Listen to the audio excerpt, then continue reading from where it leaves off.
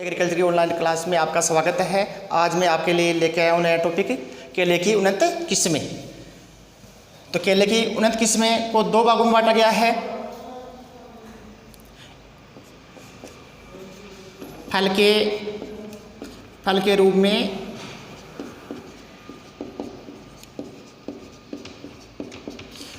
में उपयोग।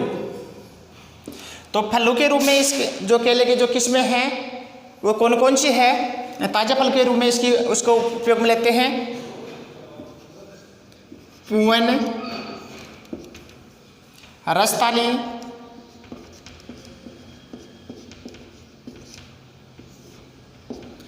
Poovan, रसताली, विरूपक्षी,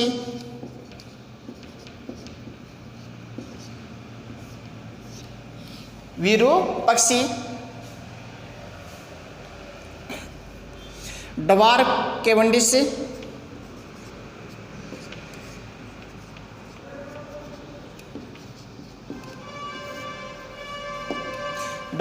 Cavendish, Basrai dwarf,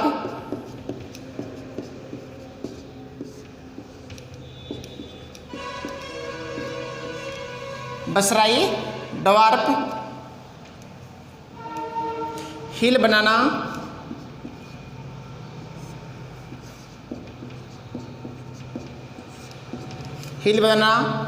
चक्कर केली,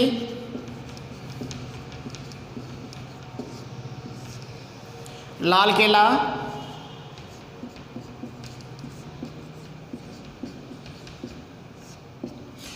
रोबस्टा,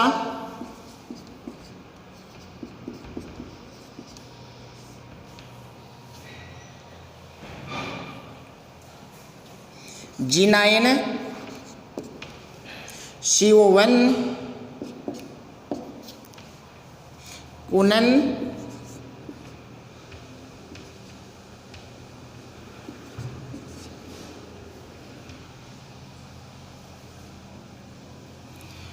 इसकी वैरायटी कौन कौन सी है। Poovan, रसताली, विरूपक्षी, dwarf Cavendish, Basrai dwarf, हिल बनाना, चक्कर केली, लाल केला, रोबस्टा, G9, CO1 या कुनन, कारपुरावली।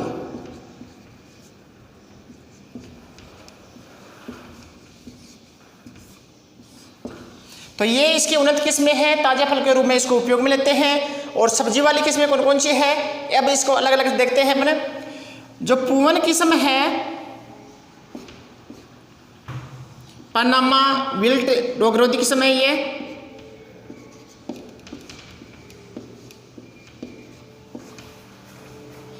रोगरोधी किस्म है।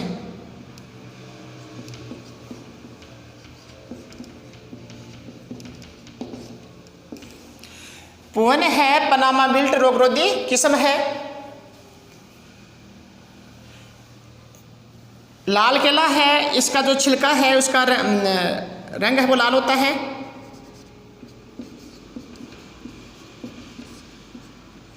छिलका कैसा होता है, इसका लाल होता है। रोबस्टा जो किस्म है ये भी पनामा विल्ट रोगरोधी किस्म है।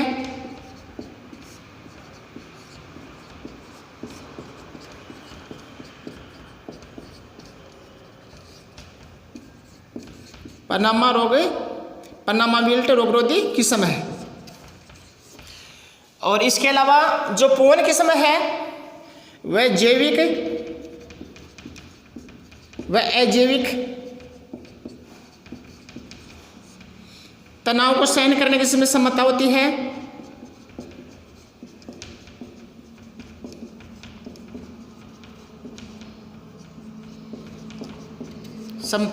होती है। कुनन किस्म है, ये बच्चों के नवजात जो शिशु होते हैं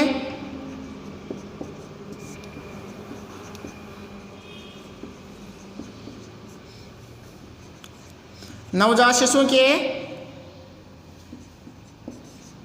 शिशुओं के लिए खाद्य सामग्री खाद्य सामग्री के लिए उपयुक्त है।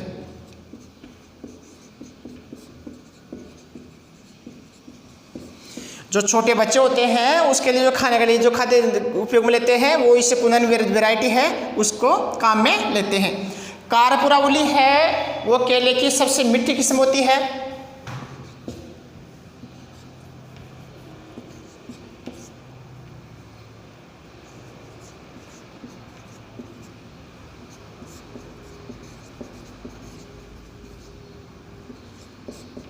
मीठी किस्म है, इसमें मिठास है वो अधिक होता है। इसके अलावा G9 है, ये उत्तक संवर्धन से इसको तैयार करते हैं।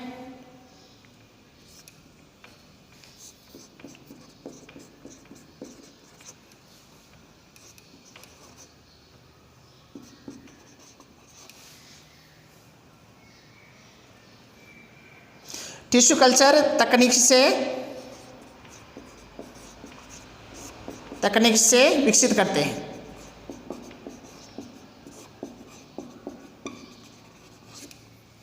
एक बार और देख लेते हैं।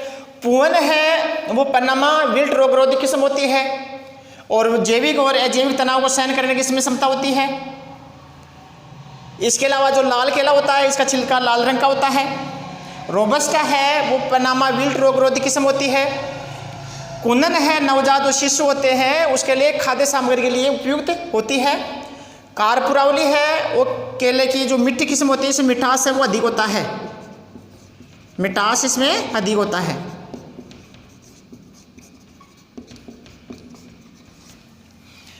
इसके अलावा जो G9 वैरायटी है केले की वो टिश्यू कल्चर तकनीक से विकसित करते हैं। जो इस तकनीक से विकसित करते हैं तो विषाणु रहित पौधे हैं वो प्राप्त होते हैं। तो ये फल के रूप में उपयोग है वो वैरायटी है। दूसरी है सब्जी के रूप में।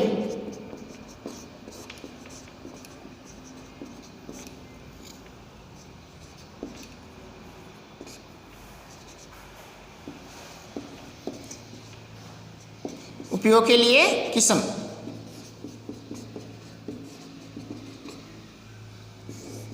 तो इसके लिए कौन कौन सी किस्म है सब्जी के लिए, कौन कौन सी किस्में काम में लेते हैं।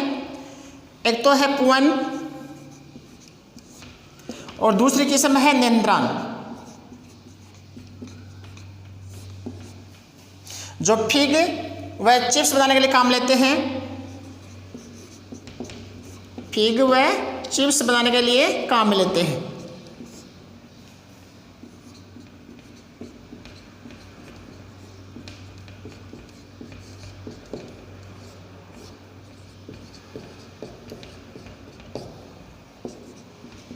उपयोग में लेते हैं।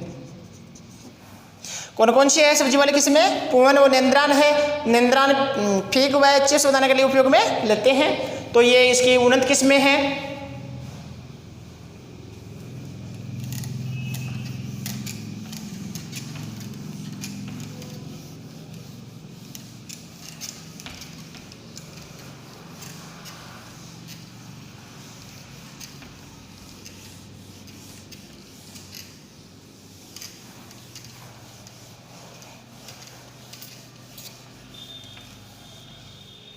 आगे देखते हैं अपन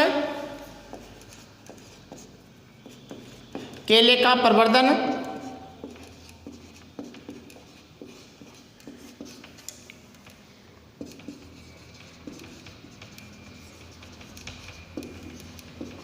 केले में प्रवर्धन तीन तरीके से किया जाता है। पहला जो इसका तरीका है तलवार सकर्स।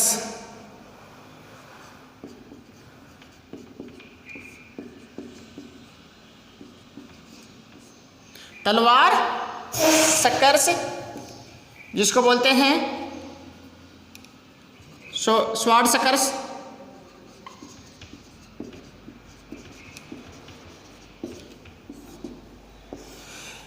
तलवार सकर्स है, इसके द्वारा प्रवर्धन करने का ये सबसे अच्छा तरीका है। इसमें पत्तियों की लंबाई 1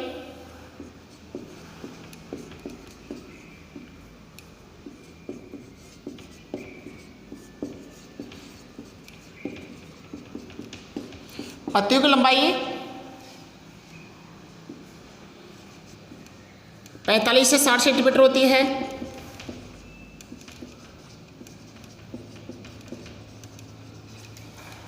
पैंतालीस से 60 सेंटीमीटर होती है। पत्तियां तलवार की तरह नुकीली व पतली होती है।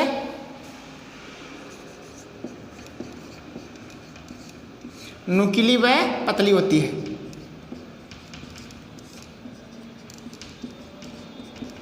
क्योंकि ये तलवार के आकार की होती है, यानी ये नुकीली और पतली होती है।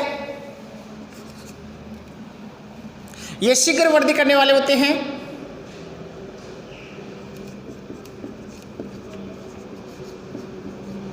शीघ्र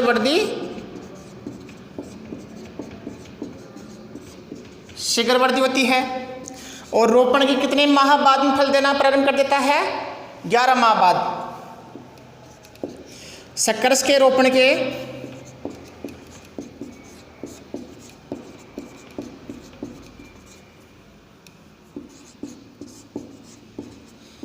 11 माह बाद, रोपण के 11 माह बाद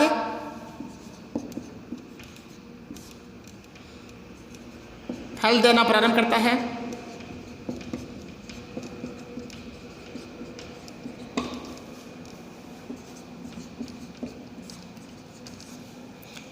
तो ये कम समय में चालू हो जाता है फल देना। और जो रोपण शकर्स जो रोपण करते हैं शकर्स का, वो 3 से 4 माह पुराना होना चाहिए। शकर्स की उम्र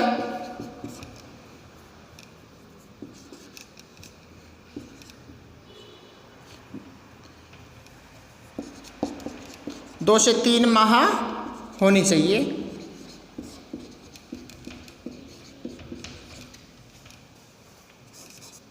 शकर्स का वजन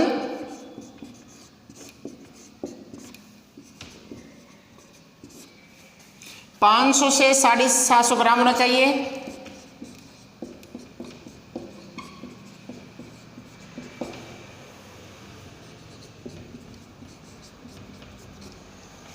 तो ये कई बार जेड आईसीआर में प्रश्न पूछ लेते हैं। जो तलवार शकर्स है उसका द्वारा जो उसका वजन वेट कितना होता है? 500 से 750 ग्राम के बीच होना चाहिए। 500 ग्राम से कम में वाला शकर्स है वो रोपण के उपयोग में नहीं लेना चाहिए। एक बार दोबारा देख लेते हैं। इसमें पत्तियों की लंबाई कितनी होती है? 45 से 60 सेंटीमीटर होती है। पत्तियां तलवार की तरह नुकीली व पतली होती है। और इसकी शीघ्र वृद्धि होती है। इसकी शीघ्र वृद्धि होती है। शकर्स के रोपण के 11 माह बाद फल देना प्रारंभ कर देता है। 11 माह बाद में चालू हो जाता है इस फलन। शकर्स की उम्र 2 से 3 माह होनी चाहिए। यानी 2 से 3 माह का जो शकर्स होता है उसको रोपण के उपयोग में लेना चाहिए। और शकर्स का वजन 500 से 750 ग्राम होना चाहिए। 500 ग्राम से कम नहीं होना चाहिए। तो ये हो गया तलवार शकर्स है। और दूसरा है चौड़ी पत्ती वाला शकर्स।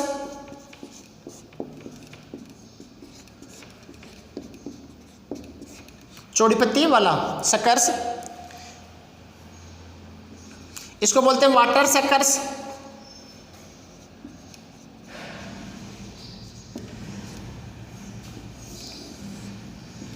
इसकी पत्तियां चौड़ी होती है और ये कमजोर होता है।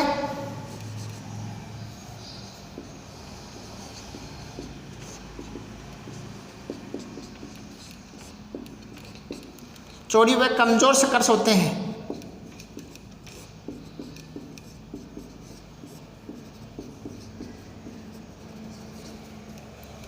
क्योंकि इसकी अपेक्षा ये कमजोर होता है, इसकी पत्तियां चौड़ी होती है और वृद्धि भी धीरे धीरे करती है। वो वृद्धि इसकी धीरे धीरे होती है।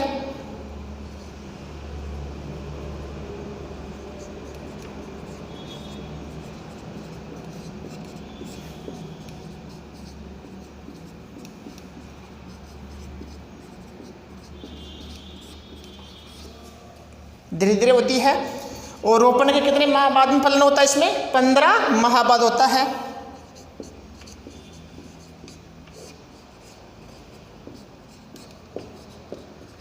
15 माह बाद फलन होता है।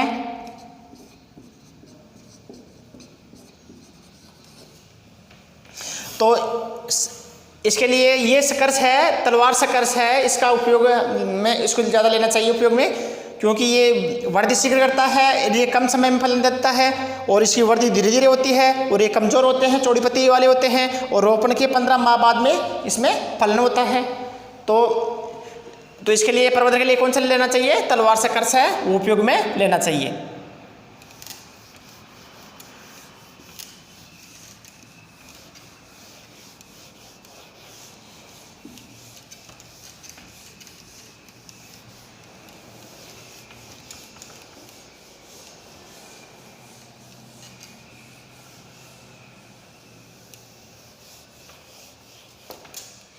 तीसरा है प्रवर्धन का उत्तक संवर्धन।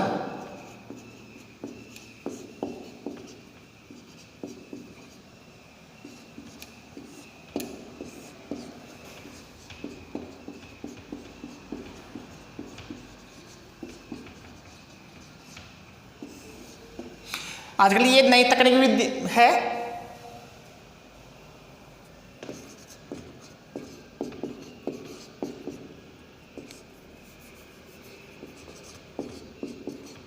केले के लिए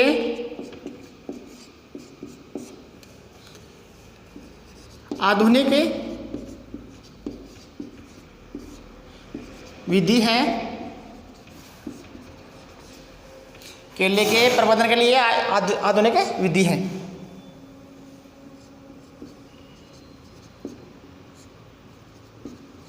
प्रबंधन के लिए आधुनिक विधि है।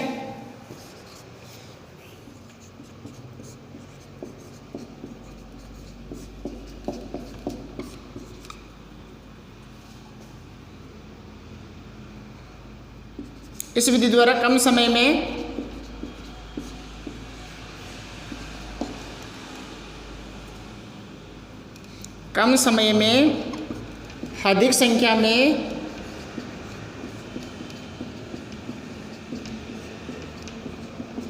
अधिक संख्या में वायरस रहित पौधे प्राप्त किए जा सकते हैं।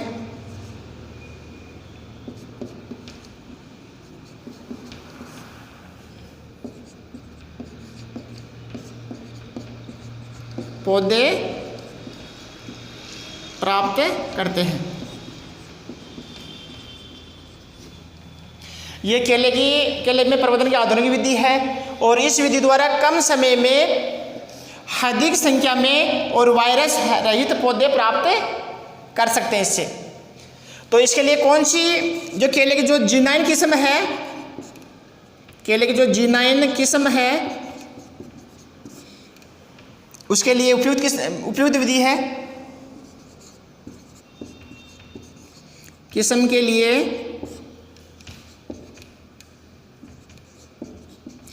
उपयुक्त तकनीकी है ये।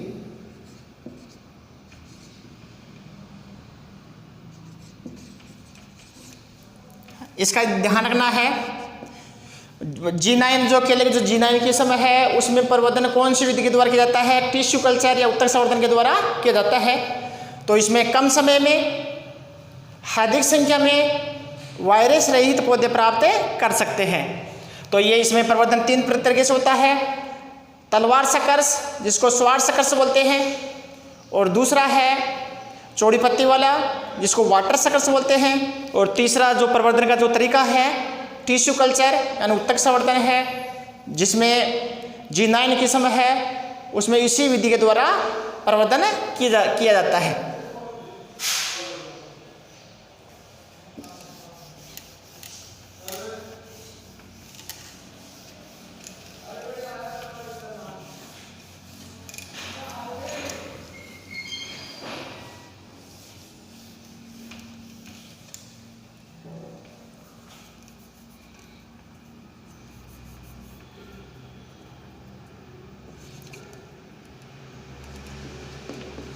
खाद व उर्वरक, इससे पहले सिंचाई देख लो।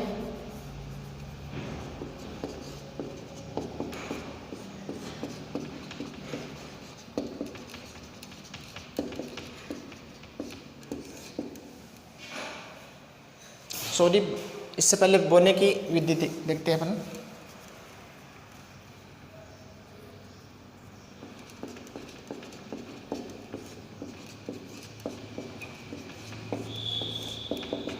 रोपण विधि, यानी जो केला का जो पौधा होता है उसके लिए पहले गड्ढा तैयार करते हैं। गड्ढा 1 माह पहले खोल लेते हैं।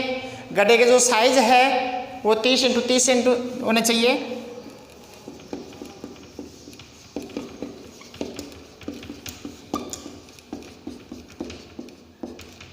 तीस सेंटीमीटर आकार का गड्ढा खोदना चाहिए।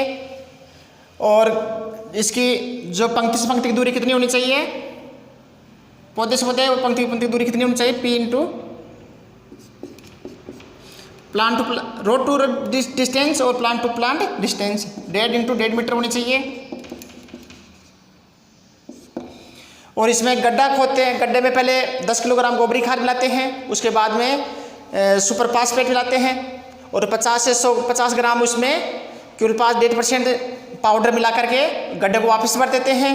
और जुलाई के जैसे ही वर्षा प्रारंभ होती है उस समय ये गड्ढे के बीच में पौधे को लगा देते हैं और चारों तरफ से दबा करके उसमें सिंचाई कर देते हैं। और पौधा हमेशा शाम को समय लगाना चाहिए, जिससे जीवित रहने की संभावना अधिक होती है। धन्यवाद।